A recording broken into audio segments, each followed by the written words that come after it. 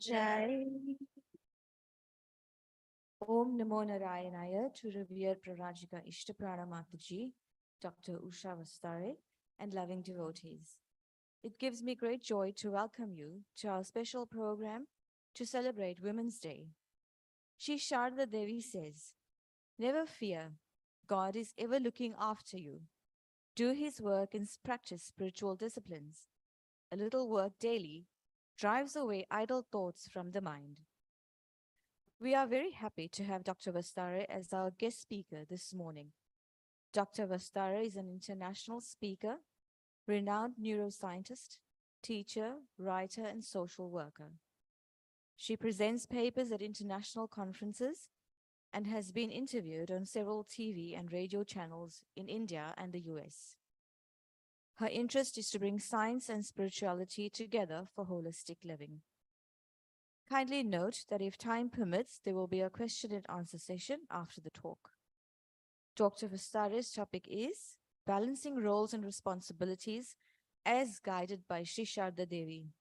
We lovingly invite Dr. Vastare to address us.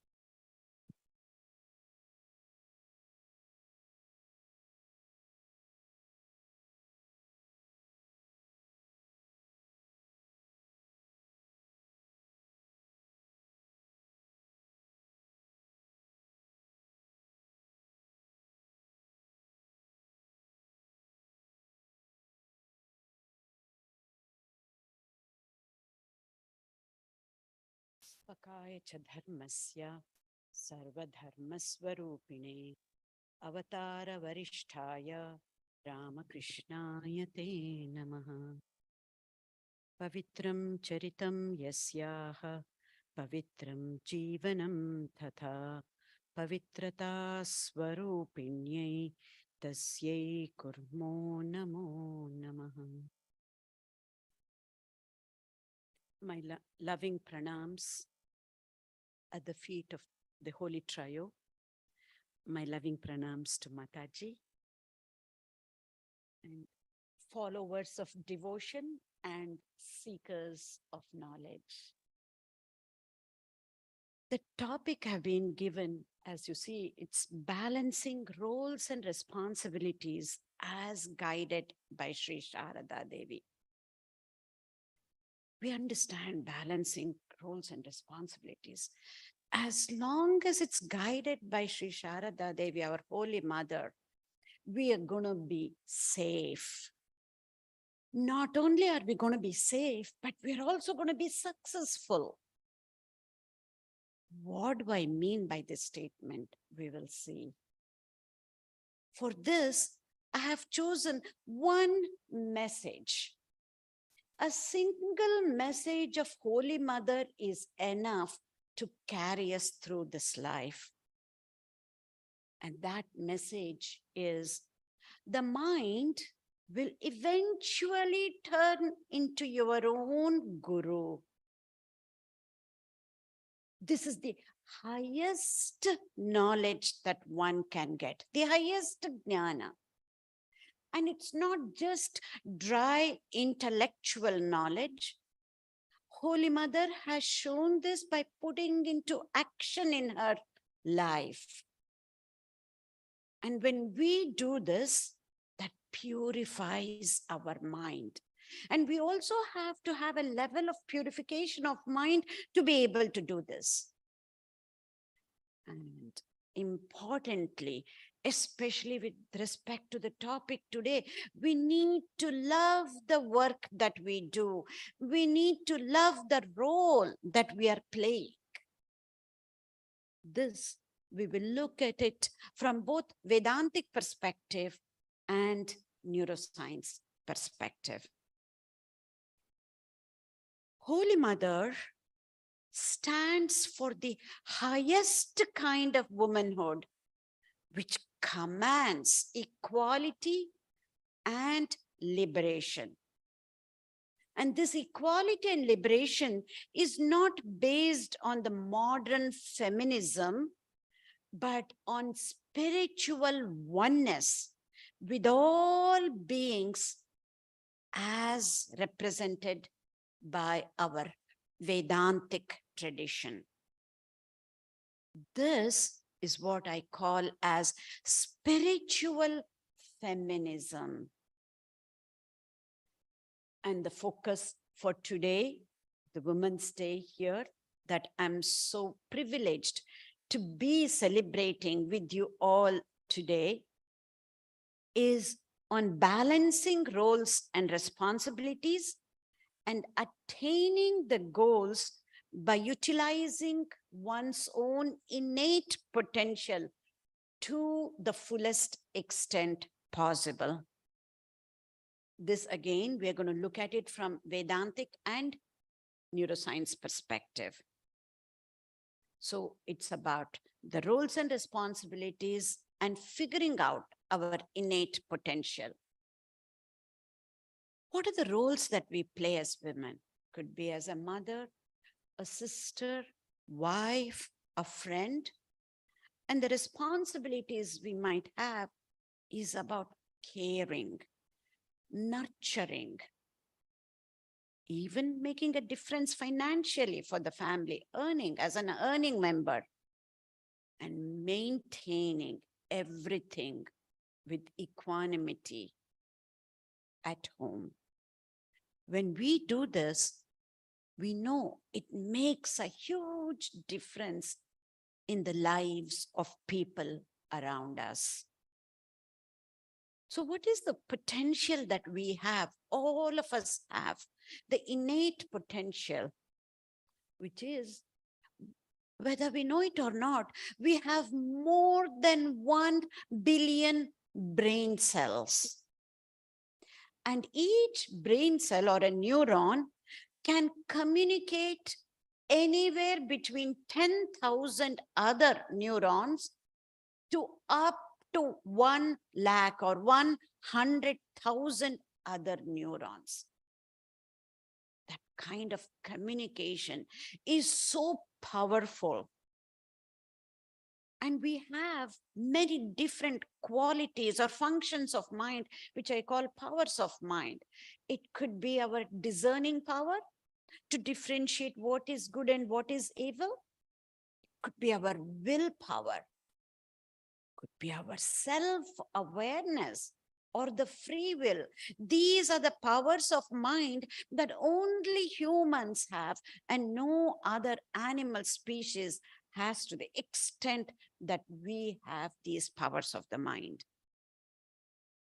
Ultimately, what and how do we use these powers is the entire question. The whole question is, how do we use this innate potential that we have within us?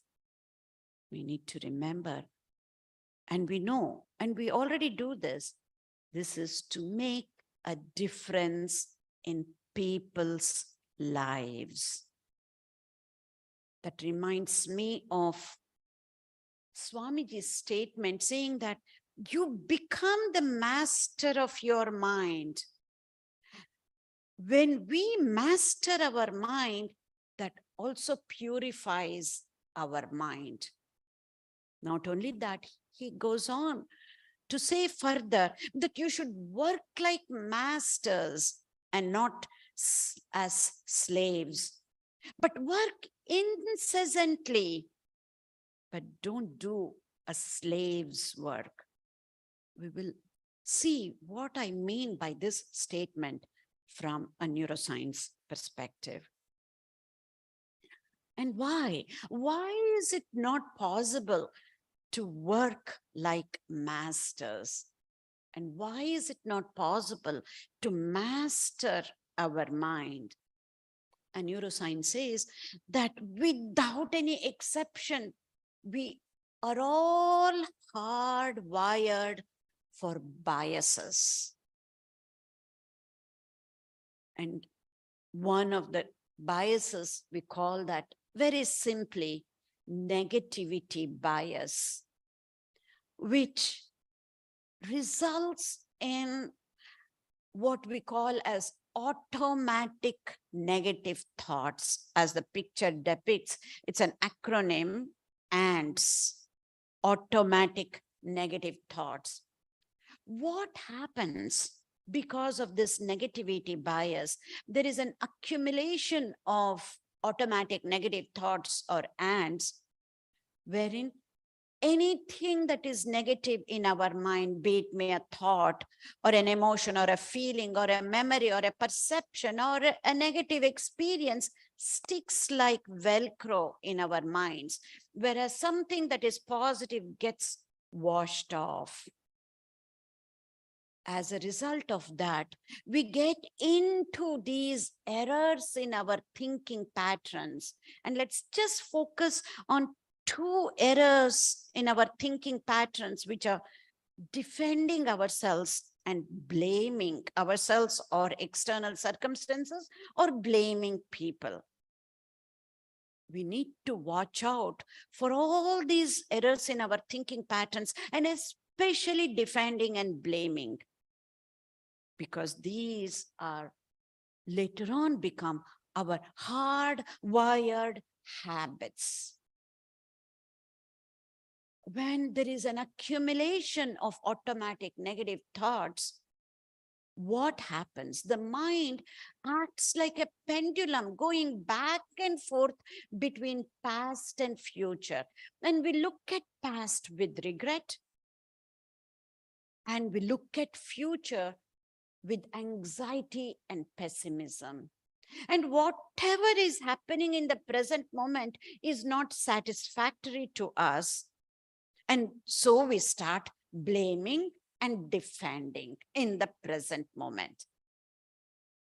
Because of this bias, never allows us to be in the present moment. And whether we know it or not, at the level of action, only thing that we have is the present moment. At the level of mind, we have past and future. But when we have to think about doing something, putting anything to action, it can only be in the present moment. But what happens as a result of this negativity bias, or as a result of accumulation of these automatic negative thoughts? We procrastinate. We keep putting things off. And now we know, forget about balancing our roles and responsibilities. We won't even be able to complete our responsibilities because of one simple thing as procrastination. So what is the solution for this? Very simple.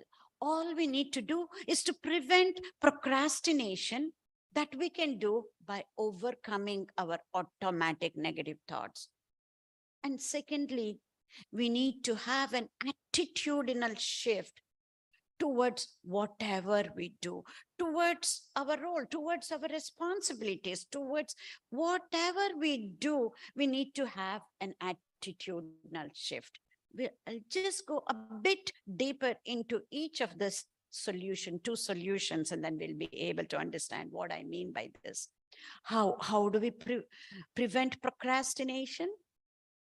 You know, there's a saying, to err is human. We all know that. But to blame it on somebody is even more human. We may not have realized this.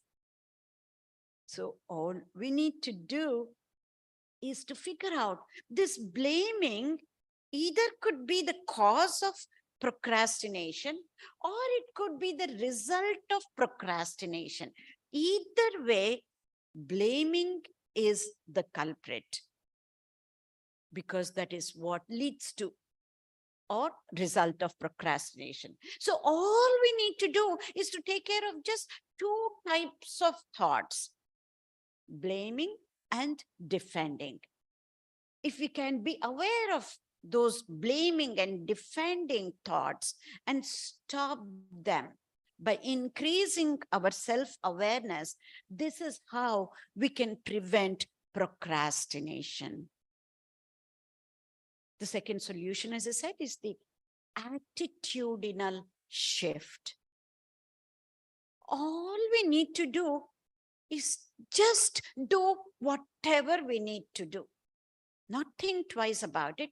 Just do whatever needs to be done, but also keep in mind that we need to be doing the right thing each time and every time. Many times we focus on doing things right rather than doing the right thing.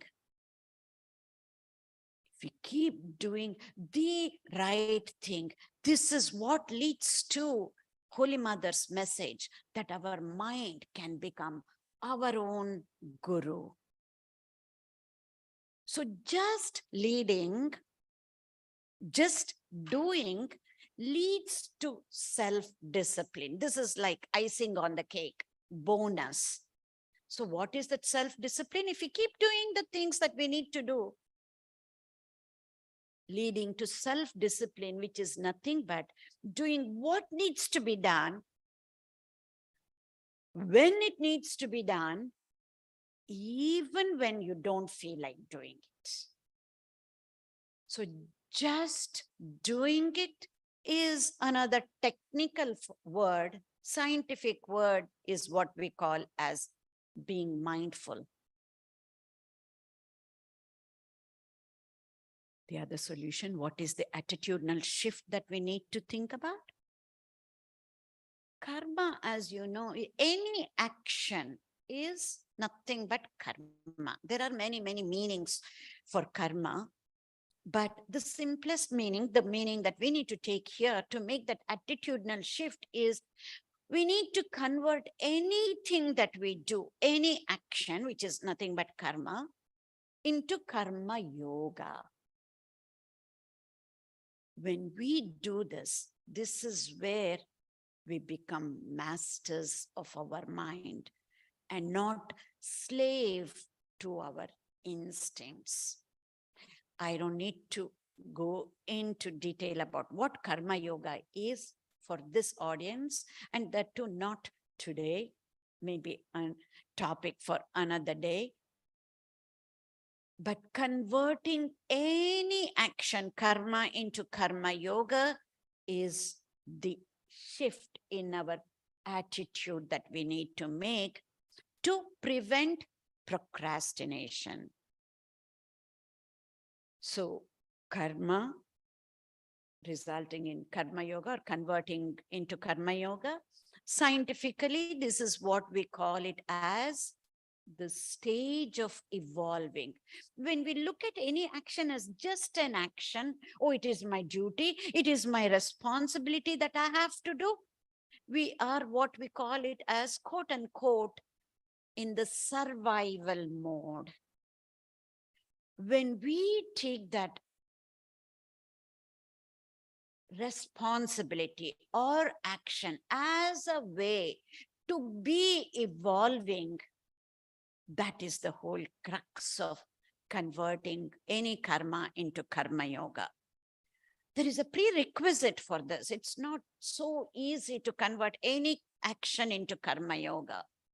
Our goal has to be self-knowledge, to understand ourselves, which leads to self-realization. If we don't have this goal, no matter how much we try, it is not going to be karma yoga. It can be volunteering. There is a huge difference between volunteering and karma yoga. We use it synonymously in West. That's a different thing. But if we go deeper, we will see there's a huge difference between volunteering, service, and service or karma yoga. So as long as our goal is self-knowledge, to understand ourselves, which will lead to self-realization, because understanding ourselves is about self-realization. That reminds me of a quote by Rumi,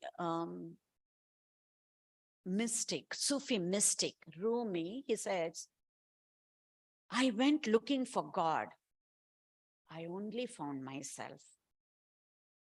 I went looking for myself. I found God. So there's hardly any difference between self-knowledge and self-realization. So, if we can convert the responsibilities into opportunities to evolve, or convert our duties into opportunities to evolve, this is how we convert any karma into karma yoga.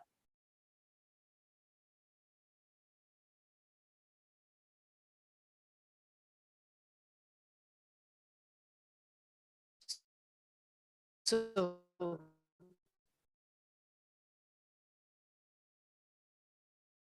to conclude with Sarada Devi's message that we started off in the beginning, that the mind will turn eventually into your guru.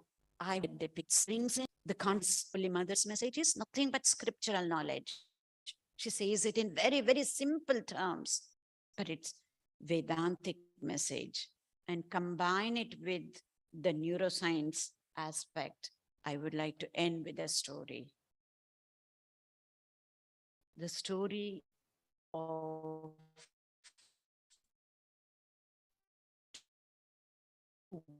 wolves.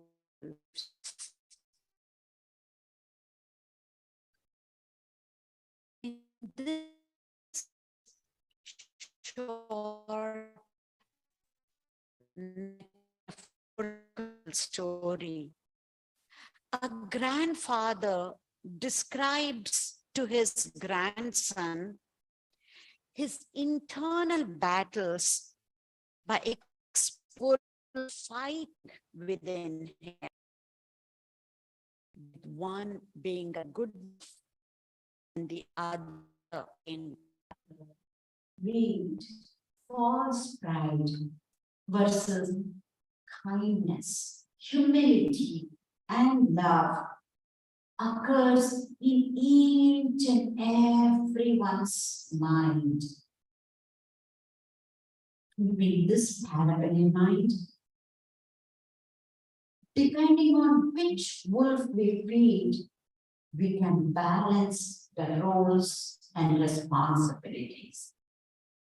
But the truth is, it is a lot easier to feed the evil wolf than the good wolf. The evil wolf encourages the simple way out. It's easy and tempting to complain, to blame, and put things off or procrastinate, and sometimes even give up. However, the second wolf is harder to feed. It requires discipline. It requires motivation and determination. All of these take a lot of effort and courage. And also, they don't produce immediate results. But all we need to do is to just remember three things. First, that we have the power to choose our thoughts, our feelings, our actions, our behavior. In other words, we have the power to choose to turn on and off our emotional circuitry. The second one is feeding the good wolf is how we tap into our innate potential to the best of our ability so that we can balance our roles and responsibilities by working as a master and also working incessantly. The final message is by overcoming our biases or overcoming the biases is the first step towards purifying our mind, Chitta Shuddhi, that as Holy Mother says, the mind will eventually turn into our own Guru. So to combine the neuroscience again, along with Holy Mother's scriptural knowledge, I started off saying that by following Holy Mother's message, we can be successful too. What does that mean to be successful? It's not just about name and fame and money, acquiring all of this, but something very different. And this Holy Mother has shown all of us by leading a life that we need to follow. And that message would be, let us not fear the future, but shape our future to make a difference in people's lives. Making a difference in people's lives is the new definition of being successful. This, according to me, is what Holy Mother has shown us by leading such a life.